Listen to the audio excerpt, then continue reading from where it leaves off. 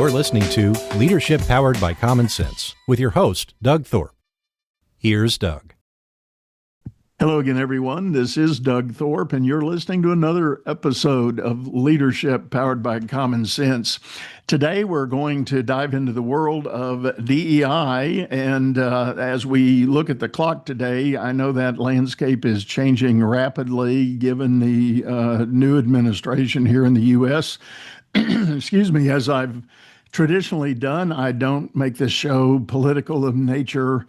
So acknowledging that there's been an administration shift is just a fact point that we're going to talk about. But my guest is someone, he's an executive with Korn Ferry. His name is Andres Tapia. Andres, welcome to the show. And Doug, a real pleasure to be here with your listeners as well. Now, let's lead off just to plant the seed. You and a co-author have written a book. Tell us about that. Yeah, it's the third installment in a trilogy on the 5 inclusive disciplines. The first one was on the 5 inclusive disciplines of inclusive leaders, then inclusive organizations. And this latest installment is the 5 disciplines of inclusive teams.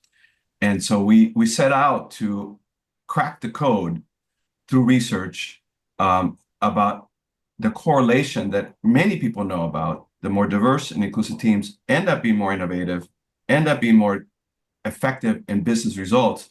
But really, people don't know how that happens. And we went out to figure it out so we can codify and accelerate the process. Well, tell me, if you will, or tell us all a little bit about the background on that. I think you're right. I think the premise of creating a workplace that is inclusive has been with us for a long time. It's taken on different monikers. Again, sadly, I will make, it's going to sound like a political statement. Sadly, it's usually directly related to which party is in office at what time, what moniker it's given. But I think, as you and I spoke in the green room, I think there's more meaning to the deeper depths of this issue, that it doesn't matter what you call it on the top side. It's a matter of doing the work with purpose. Yeah, and let's get to the purpose, in a business context, right? Before all this change administration, and then on the other side of it, here's the conversations we've had with CEOs. When we ask CEOs, not about D&I, but just in general, what are their top priorities as executives? They'll say is, growth, profitability, innovation, talent attraction, talent optimization. When we ask those CEOs around the world, what is your top priority today? They'll tell us growth, profitability, innovation, talent attraction, talent optimization. So that hasn't changed. And if you think about what has classically been called D&I, and okay, let's set aside the terminology, fine, we'll deal with that, is it doesn't change what business is about and what leaders need to see happen in their organizations. So, how do we make sure that leaders are getting the most from their people? How do we make sure that talent is optimizing their involvement in the organization and leading and working at their ultimate best as individuals and as teams so that you can achieve organizational purpose and vision? That does not change. And if it was called inclusion or diversity, okay, and maybe those words are problematic for different kinds of reasons. Let's talk about all talent, let's talk about performance, let's talk about innovation, and how do we make sure that we create the conditions for the greatest optimal performance on everybody's part for the benefit of the organization. Yeah.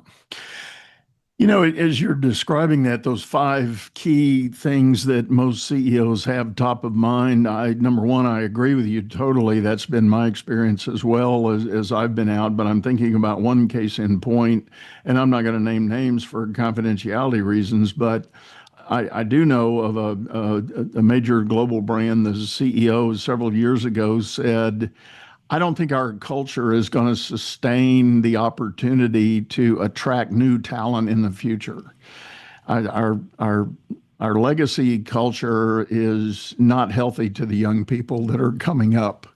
and he challenged the organization to totally redefine their leadership framework, their core beliefs and principles that they wanted to live by, so that there could be this pivot in opening the door to, younger generations that could be interested in the work the company was doing. And I think that was profound, and it was a major undertaking, to say the least. You change 100 years of culture legacy and try to do it with an announcement from the C-suite. You can imagine how difficult that was. Well, and let's talk about really a world in disruption, right? So that CEO is talking about a world in disruption in just one case, a generational shift in terms of what talent is looking for in an employer, right? But we know that we're in disruption because of technology, the environment, politics, the change in how to do business, and now changes in world trade and all the things. So CEOs are looking left and right, up and down, trying to figure out which is the way forward in terms of the next generation. What are they looking for? That's your CEO. But then once, let's say you create the conditions for a more attractive environment, how do you make sure that you're leveraging that talent in the most optimal way to help you think in an out-of-the-box way to deal with a world that doesn't work the way it used to? Like, these CEOs are very successful. They know the playbook, but now the playbook does not work. And who's going to create the new playbook if not for next generation thinkers, next generation workers and employees that you need to attract? But once you attract, you have to get the most out of them, right?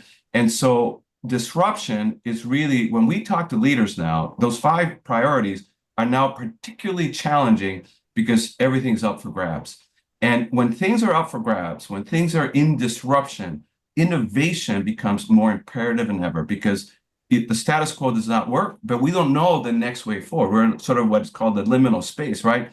It's not what it was, but it's not in the not yet. And in this in-between time, how do we make the most of our talent to beat the competition, survive the chaos, and really come out stronger, because we're going to seize the opportunities that these disruption leads us to.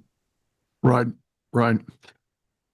Given your background in the world of talent development and talent optimization, I want to pose a question to you. I have a premise as an executive coach that I challenge leaders with. I have come to believe that one of the first priorities a leader is obligated to deliver is clarity, helping define the next right thing. Now, as challenging as that may be, to use your point a moment ago, CEOs are looking left, right, up, and down, trying to figure out what the next step should be.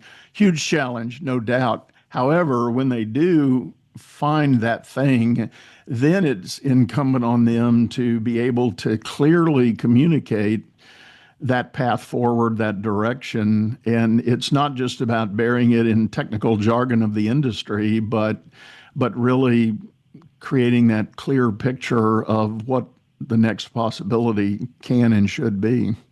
Yeah, and Doug, here's where I'm going to add to that insight you have. Yes, the leaders have the responsibility for clarity, but where is the clarity going to come from? I think old school thinking was the leaders take it upon themselves to say, we got to be smarter, we got to get more trained, we got to get more coached, and all those things are true, so that we can come up with the answer, as if the answer only resides among them to figure it out. And I think inclusive leadership and then inclusive teaming, which we'll talk about if this is based on the book, is about how do you find the answer inside your organization, downstream, because that's where the diversity of thinking and experiences and also the deeper experience with technology resides. I like to say that to be young is to be experienced, right? So who has more experience with a digital world, with an AI world, right? It's not leaders. It's those that grew up with it, went to school with it, right? Who it's part of their formation. So I think for leaders to get clarity, the invitation is for them to seek the answers inside the organizations at every level of the organization. And the leaders that are doing it are going, we would have not have come up with that form of clarity or that answer or that innovation if we hadn't opened up the box and invited others' voices. And that is inclusion. I'm thinking of a very micro example of what you just said, and I'm pivoting all the way to the small business, the single owner founder that's put a company together. I've done some work of late with a lot of these entrepreneur by acquisition opportunities, people that are going to the market, deciding to leave corporate and go buy a business and take it over. Do you know the number one opportunity they face when they get there is simply talking to the team that they've now inherited and asking them for input? What are you seeing in the market? What are you seeing with the customers? You're out there on the front line. What are you hearing? What's happening? What ideas do you have? And without any exception, 100% of the time, there's a whole flood of ideas that come forward that had been stymied by the former owner. And I'm not speaking ill of them. They just had a choice. They had maybe built the business up to a certain level and it had become a lifestyle business for the owner. They were earning a certain amount of money. They were comfortable with that. They were happy with that. They didn't want to do anything new and different because it would create headaches and they didn't want headaches. So it just capped. But when the new owner comes in and says, no, I want to grow, I want to expand, they get flooded with these great ideas that simple implementation can go straight to the bottom line. Yeah, and then in the spirit of case study, so the single proprietary owner doing the small acquisitions. Now let's take it all the way to a global organization, and this is public information, so we can talk about it by name.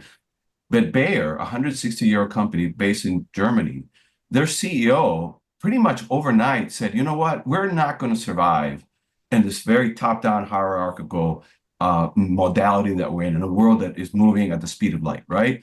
We have to become more agile, and if we don't, we're going to die.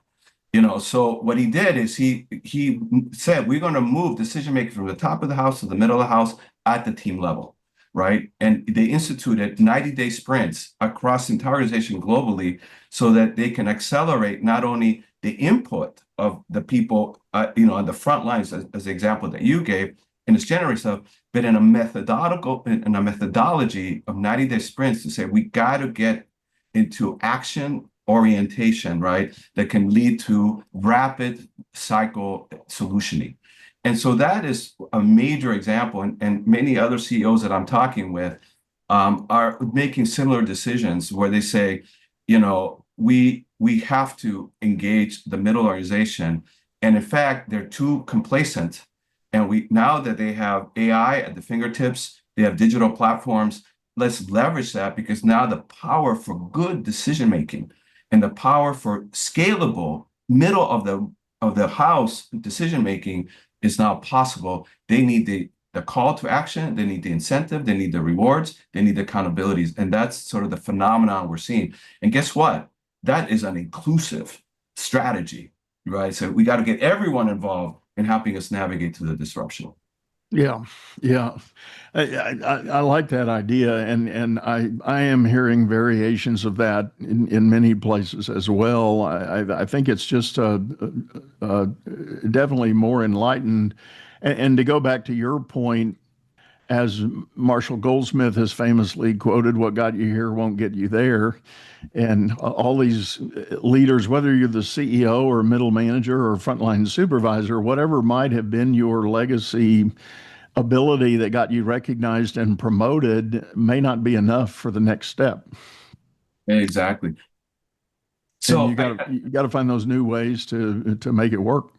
Yeah, and that's what inspired the book on the 5 disciplines of inclusive teams, which is sort of tapping collective power to achieve breakthrough, right?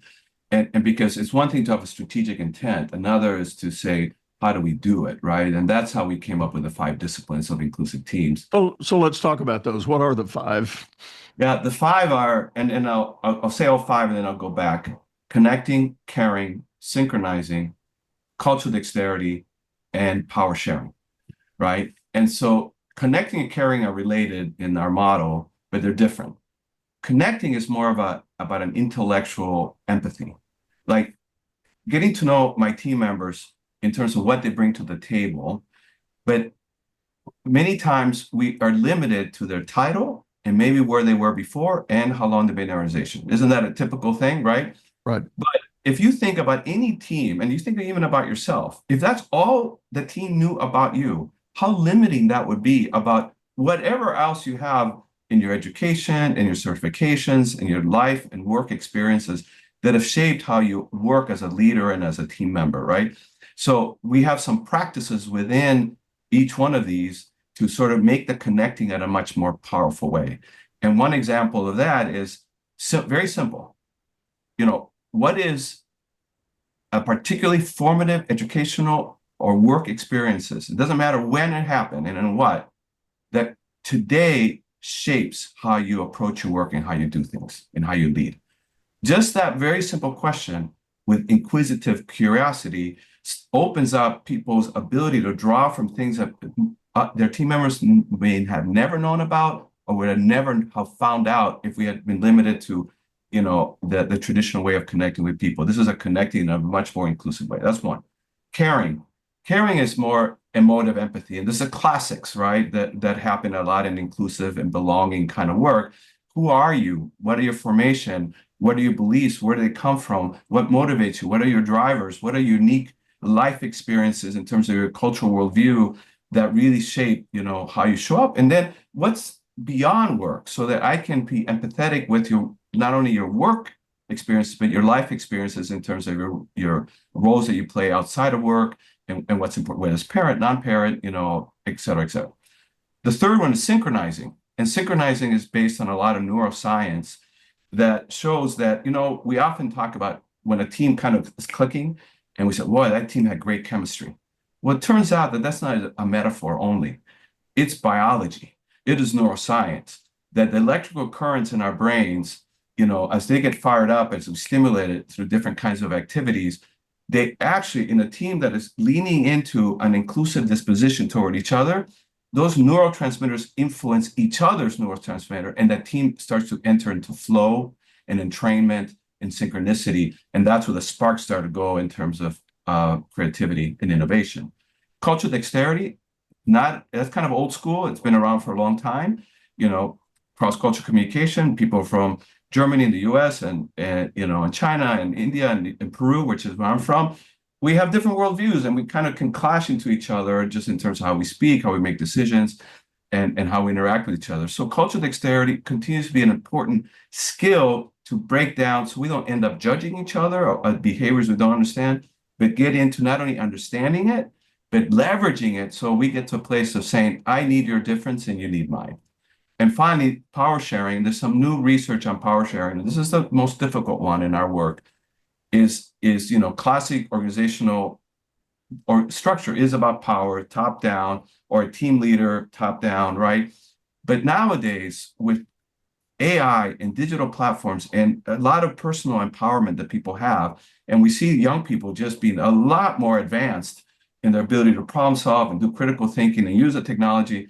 The theory that a leader can hold and manage and command and control everything is just not working anymore, and it's outdated and even dangerous. And so power sharing is about, as I connect and care and synchronize with my team members and get more culturally dexterous, I now have a lot more information about the assets in the team that you and I and others can leverage in and out as we're solving the problem. So we end up taking turns, taking power because you happen to be the expert on X or Y or Z. And I cede to you, whether you're the team leader or not, because you are the one with the power in that moment, right? And then we step into another realm, and I happen to be the one with that skill, that experience, that perspective, that personality, and I lead. So those are the 5 disciplines of inclusive teams. And then within each one of them, we have the practices. Let me camp out on that power sharing idea for just a moment. What was going through my mind as you were describing that, number one, I love the idea of that dispersing of kind of getting rid of that top of the pyramid as the only authority, the only source. However, as I was thinking that and going, oh, goody, I like this, then I immediately was reminded of the notion of delegation of authority. Who can sign the check when that final decision does get made? How does that notion, and I think that's going to be a reality for a while. I don't think we're going to, get away from that anytime soon. How does that play into your model? Yeah, when we did the research, we found that for every one of the disciplines there was a paradox. Every one of them, and there's a through line. So let's talk about the paradox in power sharing, which you put your finger on. That yes, that power sharing can sound attractive, but in the end, who's accountable, right? And who's going to sign the check? And it's not about anarchy, and it's not about that everybody still has a particular set of accountabilities, and that there's sort of roles that are very important. So that doesn't go away, but the problem is when those roles and that accountability become fixed, in people's mind, that applies to every part of the interaction that the team has to get work done. So you got to put things in the right place. Yes, authority, of course. You have to have authority.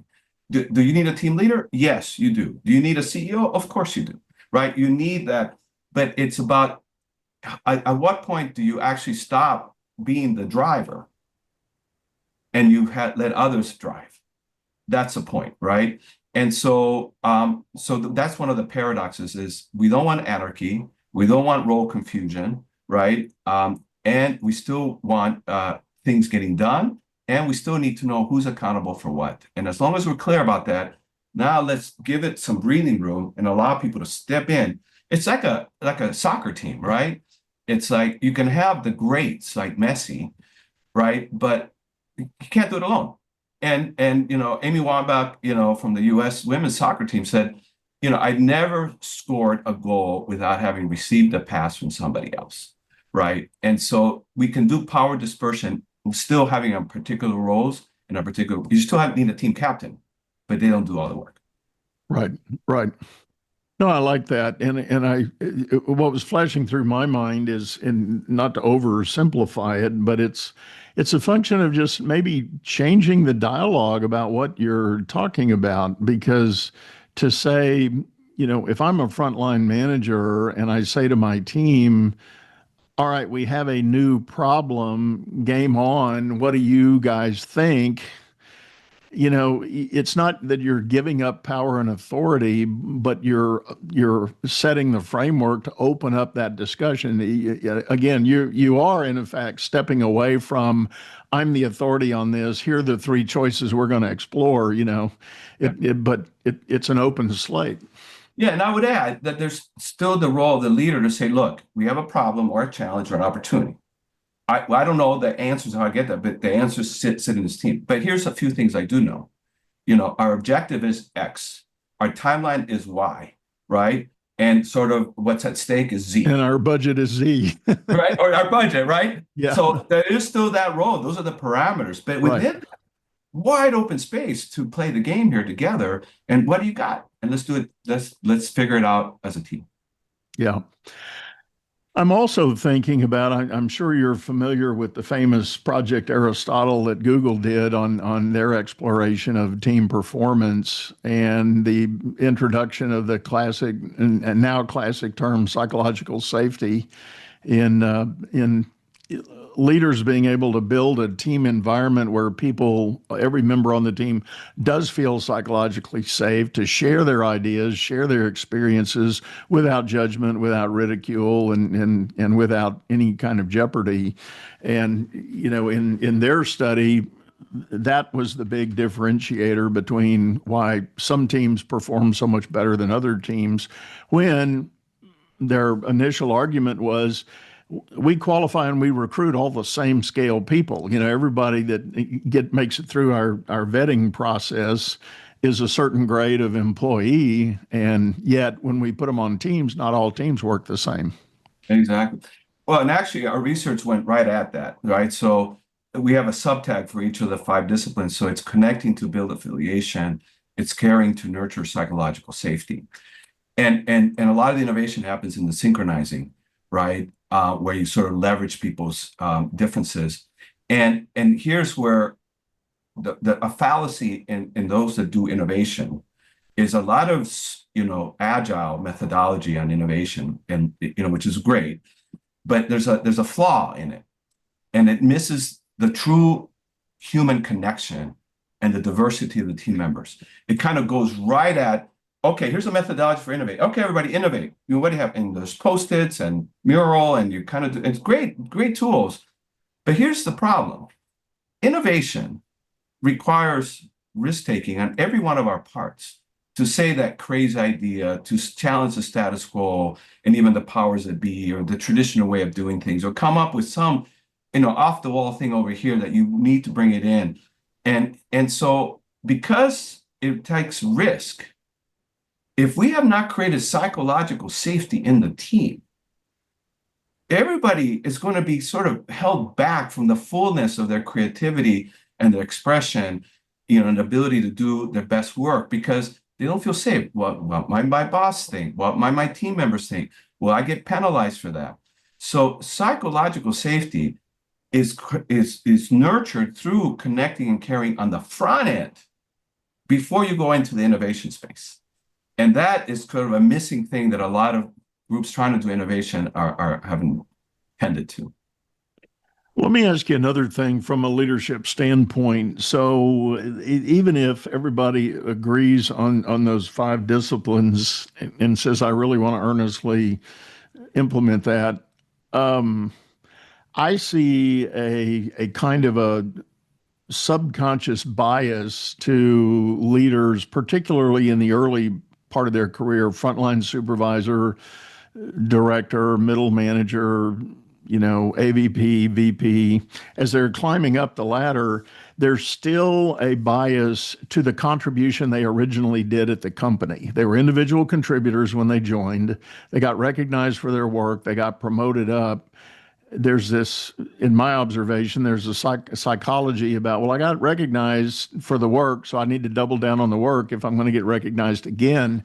So you get in this do loop. That's an old school phrase, by the way, but you get in this, wash, rinse, and repeat kind of cycle in the management leadership mind.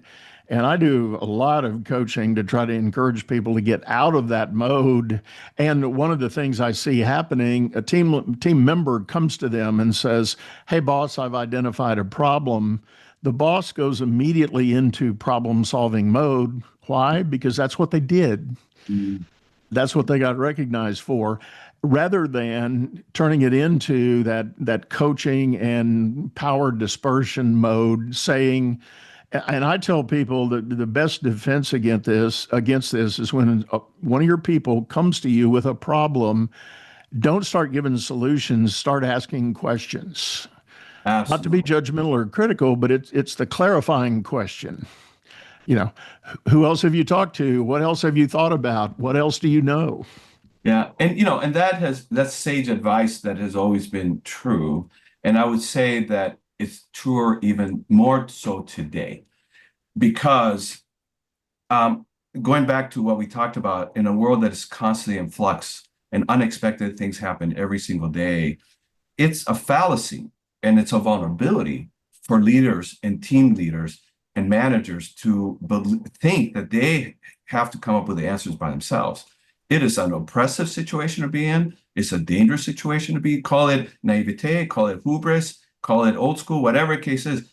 But the most leader thing one can do, and the most less risky thing one can do, is to do exactly what you talked about. It's like, I may have some answers, but I don't have all the answers. And the answers lie in my team. It lies in the person who's bringing this up. And through that inquisitive inquiry, right, to surface it. And invariably, leaders that do that are every time they say, I would have never thought of that. I would have never come up with that on my own. Right. And that's the power. That's when we talk about diversity, that's what we're talking about. Well, and I think it goes right back to your CEO point number 5, developing talent.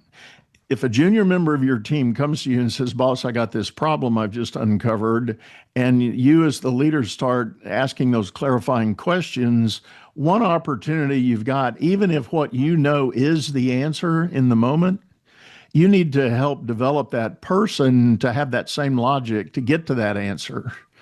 You need to share with them via your questions how your mental critical thinking decision tree works to get to the conclusion. Yeah. And you can model that with them and kind of teach them to fish, as the saying goes.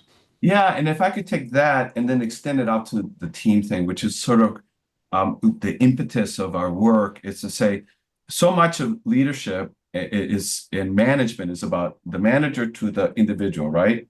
And that's important, and that doesn't go away. That's just, but we have been really focusing on what is the team, the organism called the team, and how does a team leader really activate not only every individual on the team per this dialogue that we're having now, but how do they activate the entire team so it operates as a team on an ongoing basis that is greater than some of the parts, right? And that's where synchronicity comes in, where if you think about, when you see the Tour de France and you see the peloton of the cyclists, going, and they're in this beautiful formation, they're in competition with one another. Individually, there's only one winner, and then their teams are within that, and they're competing to be the winning team. But they all have to cooperate to break, the wind resistance, and they have to take turns going to the front of the peloton. And they go through the Alps, and they go through cobblestones, and they go through the highways, and they go through the fields, and they go through many different terrains. But they got to stay in formation and in synchronization. And in a world of disruption, that to me is a really helpful metaphor to say, what do team leaders want to do with their teams, right? I got to coach each individual cyclist, if you will, team member to cycle the best I can. But I got to manage the team so we're moving in sync through all the different things so we can get to the objectives that are required of us. Yeah. Again, I'll give a micro example of something I've experienced. I was working with a team once, a fairly senior executive team, and we did kind of a classic team survey to assess where the team stood on several different attributes, cooperation, motivation, trust, yada yada, classic assessment survey. And the results came back, and it was presented in a classic four blocker, and we plotted each person's response, and then wherever it grouped up on the four blocker kind of gave you the indication of where the team was. Well, in this case, it was about an 11-member team. Everybody was up in the upper quadrant where you want your team to be, the high performing, high trust, high motivation, et cetera, et cetera. But there was one guy way off by himself on the plot.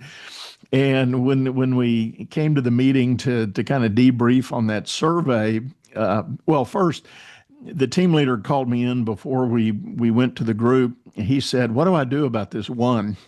I said, "Well, my advice is don't go on a witch hunt. Let's see if they identify in the group when we get there."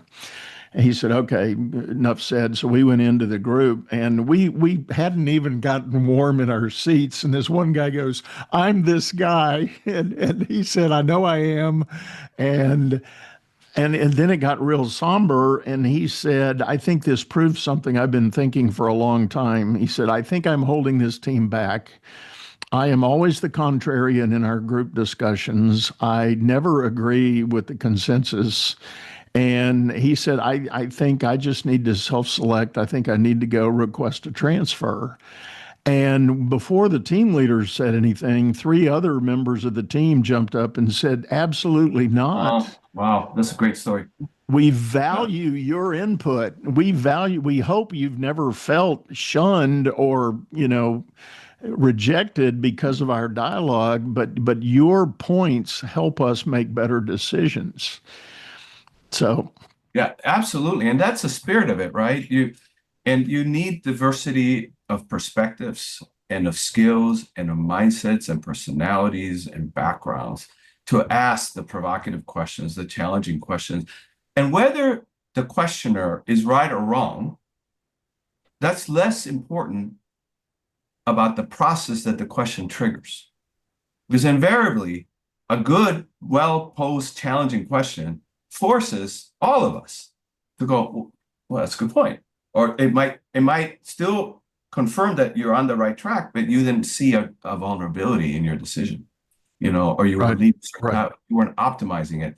So this, I mean, great for that team. And I love the fact that it wasn't even the team leader, it was the team members who recognized the value of it. And how important it was for that conversation to happen, because otherwise the tensions would have been there. I mean, you there with your consulting and with the facilitation to surface this tension and for the team to then have the choice to embrace it. Well, and other parts of that story, it was a great experience for me as a coach. I was challenging them. I was kind of following a little bit out of Patrick Lencioni's playbook. We were challenging the idea of creating a team charter and a team contract just to have the discussions about how did they want to operate as a newly constituted team. And we were talking about the kind of the rules of engagement. How do you want to agree to talk with each other? And one guy who was an engineer by trade, pretty stoic, he said, "We don't need all this stuff. We know each other. We know how we operate." And one of the other team members sitting right next to him said, "I disagree. We don't know that. We haven't done that work. I think this is a great idea to have this discussion. Put the business aside for a moment. Let's just talk about our personal human dynamics. How do we want to treat each other? How do we want to talk to each other? How do we, want to engage?" Yeah, and Doug, the core of our research landed right on that. It's like you can talk about high performance, you can talk about methodologies for greater innovation, you can talk about better systems for accountability and reward, and all those things are important. But the secret sauce is exactly that. When team members are able to connect with each other and team leaders with their team with empathy and curiosity, right? And with affirmation and respect, it unlocks, higher performance. And let's go back to neuroscience. It literally starts to trigger different neurotransmitters that get released, greater oxytocin, greater number of endorphins. And there's a inverse correlationship between those neurotransmitters and cortisol, which is it's the stress hormone. So we know what stress does, not only to our bodies, but to our moods, but also it starts to really lock up performance in many ways. So it's not just about a feel good just because we want to be nice with each other. There's a human element of being respectful of one another, great, but it actually unleashes the very power of better performance, which in the end, business is all about. Right. Well, and one element, as I've studied it on psychological safety, is to eliminate the scenario that triggers a fight or flight syndrome in somebody's brain. Because all the brain chemistry shifts, you have no critical thinking, you have no frontal cortex engagement when you're in fight or flight mode.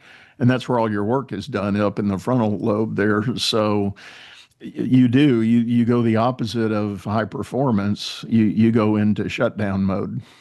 Absolutely. And by the way, speaking of the brain, in our work, we also have talk about the prefrontal cortex. That's where the executive function is, as you well know. And when we try to work with executives on innovation, they actually scrunch up their face and they kind of triple down on that prefrontal cortex.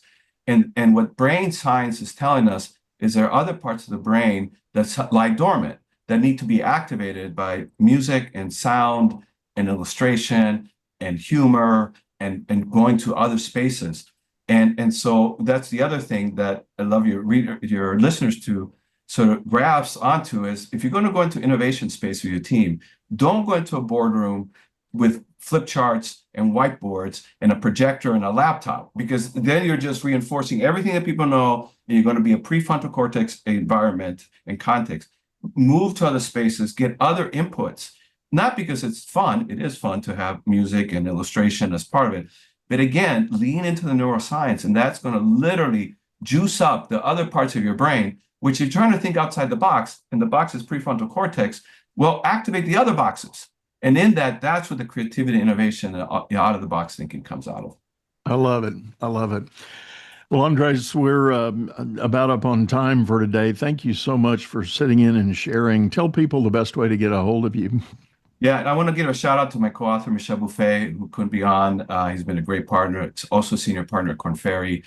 The book is The 5 Disciplines of Inclusive Teams, Unlocking Collective Power to Achieve Breakthrough, found at your favorite digital bookstore. And you can find me Andres, Andres Tapia, T as in Tom, A, P as in Paul, IA, at kornferry.com. Love it. Love it. Well, as always, folks, we'll have that information in the show notes. So do feel free to click on that and get a hold of our guest here. And I think with that, I do want to remind you, we have a video version of this show over on YouTube, channel by the same name, Leadership Powered by Common Sense. Hop over there, check out the archives, and give us a thumbs up or thumbs down. Leave us a comment. Give us any suggestions you've got for special guests or topics we haven't yet covered for you. Would always entertain that. And if you need to get a hold of me, just drop a line at dougthorpe.com. Would love to meet with you and chat about your leadership journey. For now, we're going to sign off, say goodbye. Go out there and make it a great day. You've been listening to Leadership Powered by Common Sense, hosted by Doug Thorpe. If you would like to know more about the coaching and advisory services he provides, visit dougthorpe.com.